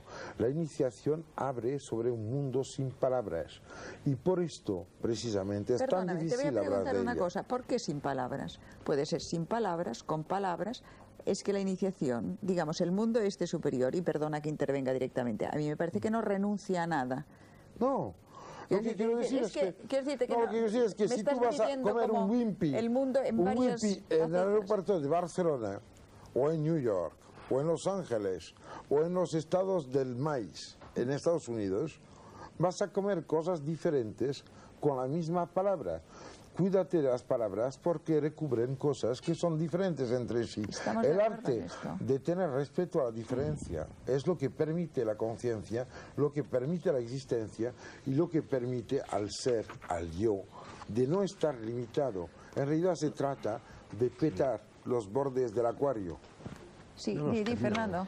No, yo creo, André, que estás desviando un poco el programa. siempre. Es decir, no se trata, No, como ha desvío. señalado ya Sibila, no se trata tanto de abandonar o no abandonar las palabras. También hay que abandonar las palabras y muchas cosas más. Pero yo fundamentalmente creo que de lo que se trata, lo que hay que abandonar es la noción del espacio y la noción del tiempo. La vivencia del Totalmente de espacio y la acuerdo. vivencia del tiempo. Tú, me parece que fue en el primer programa del Sol de Medianoche, dijiste una cosa muy importante. Hablaste de la iniciación vertical, no horizontal, del chamán, a propósito de cuando el chamán se colocaba en conexión armónica con el espíritu de los bisontes y pactaba las piezas que podían ser cazadas o no cazadas ese año. Con Bueno, el yo creo que señor de los fundamentalmente animales. el viaje iniciático es esto, es pasar de la postura horizontal a la postura vertical, que es la que nos va a permitir ascender del microcosmos al macrocosmos. Pero yo creo que deberíamos ser un poco didácticos, porque No, probablemente a mí las me personas que nos falta están algo, escuchando claro. siguen A mí desconociendo me en estos falta momentos algo qué es respecto un de viaje eso. iniciático. De lo Un que ha viaje dicho iniciático- Malvin me falta algo. un viaje iniciático es algo que tiene, bueno, una serie de condiciones, una serie de puntos Perdona, comunes. Fernando, pero tiene dos condiciones, una horizontal y otra vertical, no solo vertical. Bueno, pero, perdóname. pero para pasar de lo horizontal a lo vertical tienes que perder la noción del espacio y del tiempo, y para perder la noción del espacio y del tiempo te tienes que someter a una serie de pruebas iniciáticas. Mira, Y yo creo que no me podríamos gusta. contar no experiencias Sigue hablando. personales. Quiero, Sigue hablando mal, quiero y comentar lo que protestaré. dije la primera vez y lo que menciono ahora. La experiencia a la cual me refiero es una experiencia en la cual, cuando lo haces, empieza a ser todos los que conoces. Te das cuenta de repente que podría ser cualquier persona, cualquier roca, árbol, cualquier cosa de estas cosas de las cuales realmente no tienes que huir, pero con estas no puedes encontrar nada. La verticalidad es parar y encontrar una dirección y no un recorrido. La dialéctica de direcciones o ejes y recorridos se encuentra en Ibn al-Arabi, se encuentra en Los viajes de Mahoma, el Laylat al-Qadr y el Laylat al-Miraj. Pero es que no es solo eso, no es, perdóname André, no es solo eso. Hablamos por una parte como si hubiese solamente la palabra y el silencio. Entre la palabra y el silencio, el poderoso trabajo, la paciencia de lo negativo, descubrió el concepto. El concepto admite muchas palabras, pero al fin y al cabo no se modifica en sí. Yo creo que por una parte está la persona singular soberana. Persona singular soberana. Y por otra parte, la inmensa magnitud de lo real. No hay contradicción entre la persona singular soberana y la inmensa magnitud de lo real. El viaje iniciático es ese punto donde se conectan una cosa y la otra. Por eso mismo lo de vertical, horizontal, lo de palabra, silencio, las habituales oposiciones cesan. Una persona puede resolver, como en el viaje que yo contaba, que es nada más que un farsante, y no con eso cambia su concepto del universo. Bueno, naturalmente, porque el viaje iniciático fundamentalmente consiste en abandonar el mundo de la dualidad. Claro. Por supuesto, que toda oposición desaparece, claro. Pero no toda oposición. La oposición que hay entre, por ejemplo, ¿no? El votante y la persona singular soberana, que es una oposición infinita. Es como la que puede haber entre el cenit y el nadir, ¿eh? Porque tiene muy poco que ver la persona singular soberana con el votante. O la diferencia entre el Dios digno de su nombre y el tiranuelo que pide dogmas, no hay punto que es la misma oposición que entre el nadir y el cenit. Pero por Dios, no el punto es en un universo que no tenga cenit y nadir. Pero hay una cosa que me molesta, es que realmente a mí me gustaría de que el testigo de la geografía del país en el cual hablamos hoy, España, tú, nos contase, porque eres demasiado silencioso, igual que No, es que no soy silencioso, es que estamos con admiración escuchando la disertación académica. Académica. Hazme un favor. Un coñazo. No es cierto que los momentos claves de tu vida, los momentos en los cuales has tenido la intuición perfecta de tu felicidad y de tu existencia, han tenido que ver con una ubicación concreta. Sin no duda es ninguna. cierto que tienes una veneración a ciertos recorridos. Sin duda ninguna, y además que hay determinados sitios que producen una vibración tremendamente positiva. Pero vamos a descender un momento y vamos a descender a esos televidentes que nos están viendo repartidos por toda España. Y yo, cuando me indicaron el tema de este programa, había leído libros, nunca me había preocupado si en mi vida personal, no es ninguna petulancia, había tenido ese viaje iniciático del cual estamos hablando aquí. Y yo creo que muchísimas personas que nos están viendo y nos están escuchando, posiblemente ellos tampoco habían pensado en ningún momento si habían tenido un viaje iniciático. Y la síntesis sería que un viaje iniciático es una transformación. Y entonces vamos a la esencia del viaje. Y respondo en tu pregunta, hay determinados sitios que transforman, que cambian, que modifican.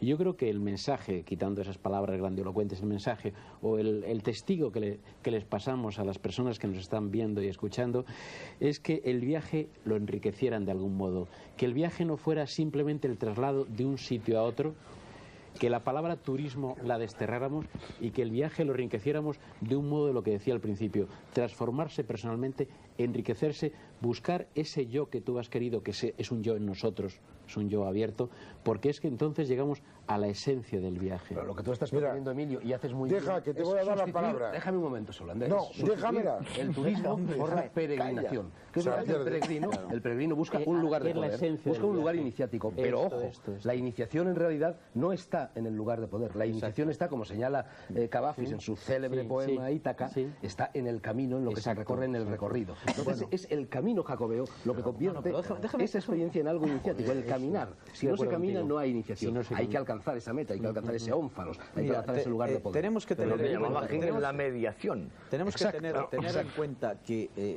de dónde nos viene a nosotros esta palabra iniciación. La iniciación como tal palabra y como tal concepto y como tal práctica no existe en nuestro tiempo. Sin embargo, es una palabra que nos viene del mundo tradicional. Perdona, existe en nuestro tiempo. Estoy de acuerdo. En el mundo moderno lo que existe es una contrainiciación. No digo en el mundo, pero no excluyes que haya iniciaciones. Claro. Digamos, para buscar un poco el fondo de la cuestión. La iniciación fundamentalmente está en relación con la condición humana. Es decir, el mundo tradicional consideraba al hombre como inacabado en tanto en cuanto no se iniciara. Y se iniciaba el hombre adquiriendo la condición humana en cuanto se abría al acceso de una vida religiosa profunda, en el sentido vital. Perdón, y en el sentido déjame que te interrumpa, que hago muy mal. Perdona, misterio. Perdona un momento, déjame que te interrumpa. Nosotros, muchas cosas referentes a este terreno, no entiendo muy bien por qué las llamamos religiosas. Bueno, porque la verdad es que yo, después del tiempo, lo considero es todo menos religioso. Hablemos del espíritu. Porque Del espíritu, hablemos del espíritu. espirituales sí, pero lo religioso. religioso se refiere a lo que los griegos llamaban sacro y eterno. Claro. Hay algo Bueno, sacro y eterno permanente en la vida. El que lo olvide, ay de él. Y voy a decir otra cosa. Además, no, si me parece Pero ¿quién fantástico. pierde la evidencia? Y voy a decir otra porque cosa. habla de porque hace comentarios. Además es una experiencia unitiva la de la iniciación. Pero no Une lo religiosa. que estaba diabólicamente Pero separado. no Y en ese sentido no religioso. forzosamente No voy a religioso, cargar. Fernando, porque un tantrica no es religioso. Hombre, yo creo que sí. No, no puedes decir que lo Entonces sea tendríamos que empezar a exactamente discutir eso. qué llamas tu religión o no. Religión, el concepto religioso. Nosotros cuando hablamos tenemos que hablar de lo que se no, considera aquí en este país de nuestro concepto de religión. No es cuestión de las palabras en este sentido. No, Pero André, espera, por favor, perdona. yo voy a terminar. Por la sexta vez pido palabra. Perdona, yo voy a terminar las dos manos. A ver, Entonces, ¿por qué he dicho que el mundo moderno en este sentido vive Es también el tránsito? Es decir, el aspecto, como decía Mircea Eliade, el mito se ha hundido, pero queda la cáscara. En ese sentido, también en el mundo moderno, el tránsito, la idea del tránsito, el pasar de, por ejemplo, el paso de la pubertad a la edad adulta, como existía en el mundo tradicional. Hablas de Nueva Guinea sentado en Oxford. Perdona. Bueno, Entonces, siga. A ver. el tránsito existe. Pero el tránsito en el mundo tradicional conducía al hombre a una realización interior muy profunda y espiritual y le abría un mundo total y se integraba en esa totalidad, mientras que el tránsito en nuestra época no conduce al hombre a esa vida espiritual, sino que le aparta de ella y le solidifica interior y exteriormente. Por eso esto se transforma en una contrainiciación. De ahí se deduce que la iniciación está fundamentalmente relacionada primero con la condición humana. El hombre nace inacabado y se completa en la medida en que accede al mundo del espíritu. Y entonces deducimos, la iniciación tiene que ver con ese acceso que nosotros realizamos en nosotros mismos, en ese otro al que nacemos, al mundo espiritual. Venga, André, venga, André. El nenúfar nace buscando el fondo para tener fango. Y si no, no tiene flor. Bueno, Esto para las referencias. Bueno, bien, vale. ¿Y qué quieres Ahora voy a decir aclarar con una esto? cosa. Fernando, uno de los motivos principales por los cuales me he hecho ibérico, no español porque no llegó a aclararme con las diferenciaciones. Ibérico. Esa es la palabra. Ha sido tu libro, ha sido tu persona, ha sido tu sueño intenso de una iniciación de esta península de la Europa y que escribiste lejano, en sitios apartados de ella. ¿Te acuerdas? Te conté que nos conocimos en Angkor Wat. No te acordabas. Tengo la dedicatoria tuya en el primer tomo de los 4 libros de Hiperión. ¿Te acuerdas? Bien. Yo creo que realmente hay un inmenso pecado que es el de poner condicionantes casi imposibles para que alguien tenga la iniciación. Yo creo que la iniciación es tanto el hombre que empieza a hacer una pared y la hace bien, un hombre que coge una tabla y la corta bien, un hombre que coge una pluma y la usa Por lo bien. pronto, la iniciación requiere voluntad de iniciar. ¿Puedo acabar? Hombre, No, si no, tú- acabar. André, No André. estoy hablando de los compañones. Estoy hablando de la francmasonería. Claro, si tú hablas- Estoy hablando de la conciencia de lo que se hace, acompañada de la conciencia de con quién se hace y del por qué. Yo creo que el iniciado que no deja paso a los que no saben no es ningún iniciado. Creo que el iniciado está a la disposición de los que no saben, siempre y cuando estas personas quieran iniciarse y estén decididas a dar ese paso. Y antes de dar ese paso, el iniciado, el maestro, avisa al futuro discípulo de que si emprende ese camino y no llega hasta el final, es derrotado por cualquiera de Te voy a estos llevar la enemigos del contraria. conocimiento, ¿Por qué? se queda convertido en esclavo del templo para el resto de sus días y solo en futuras reencarnaciones. El que sirve a los que no saben es el que sabe. El iniciado está al servicio, nunca manda, nunca tiene un derecho, nunca puede ejecutar ningún mandado sobre nadie. Si alguien está iniciado, estás cometiendo un verdadero sacrilegio. Andrés, si no es eso, Andrés está queriendo hablar de la iniciación democrática. Claro, te has quitado la palabra de la boca, Antonio. No puedes eso es una contradicción. Si no me dejáis hablar, me enfadaré muchísimo. Eso es una contradicción. Sibila, yo creo que quiere hablar. Sibila se va a enfadar, por favor. Me voy a poner rabiosa. André, en las antiguas iniciaciones, a palo limpio iban los discípulos. Maestros zen ha habido que de un barazo se han cargado a un señor y no por eso dejaban de ser maestros. Que luego tú estés de acuerdo o no, o que creas que ese no es el sistema, pero los ha habido. No voy por ahí. Yo digo que estamos en 1990. Me parece bien, pero no desvalorices tanto. Pero si la iniciación la propicia el hecho de que vamos a morir, el hecho de que vamos a morir obliga a todos a iniciarse. Lo que pasa es que unos se inician a una cosa llamada por otros psicosis, a otra cosa llamada por otros neurosis y a otra cosa llamada por otros cumplimiento. ¿Tú estás convencido? La iniciación es inevitable, todo el mundo se inicia. Todo el mundo, sin excepción. Lo que pero la mayor parte de la gente, como tú has señalado, solo en el momento de la muerte se inicia. Y en cambio hay algunos otros seres que intentan iniciarse antes. Porque tienen antes la muerte. Porque antes han hecho frente a la muerte.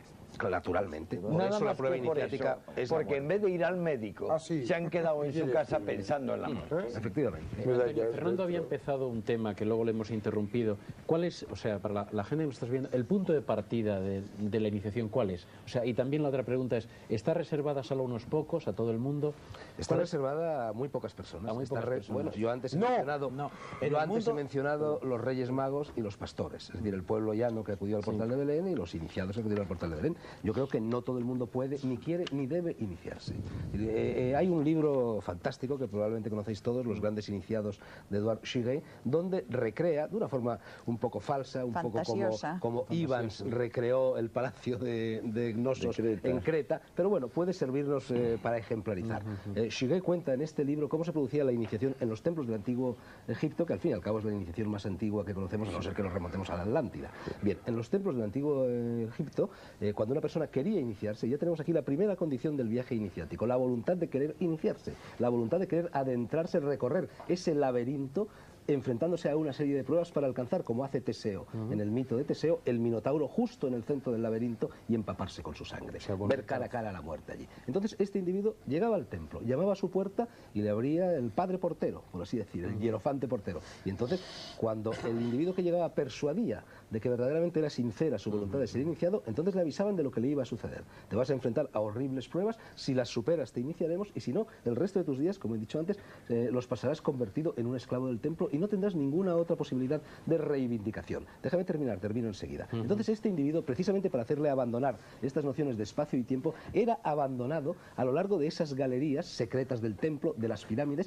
donde lo mismo se pasaba 3 meses o 30 años, porque había perdido la noción del tiempo, igual que cuando se ingiere una droga psicodélica, un alucinógeno, metido en una celda con agua hasta la cintura, lleno de sabandijas de ratas, caminando por galerías interminables, sin ver ni la luz, sumido en la oscuridad, en el ayuno, etcétera, etcétera, y así poco a poco ese individuo iba desposeyéndose del tiempo y del espacio, que es donde transcurre la actividad racional. Y si realmente superaba todas esas pruebas, llegaba un momento en que al doblar un recodo se le abría el patio interior del templo y entonces ya allí bondadosamente acudía a recibirlo el hierofante y le enseñaba a leer el libro de las alturas, le enseñaba a leer las estrellas, produciéndose así ese chispazo de fusión entre el microcosmos y el macrocosmos, y esa persona pasaba a ser un hierofante a partir de ese momento. Los otros, los que no llegaban hasta el templo cuadrangular del interior, hasta el patio cuadrangular del interior, eran esclavos por el resto de sus días.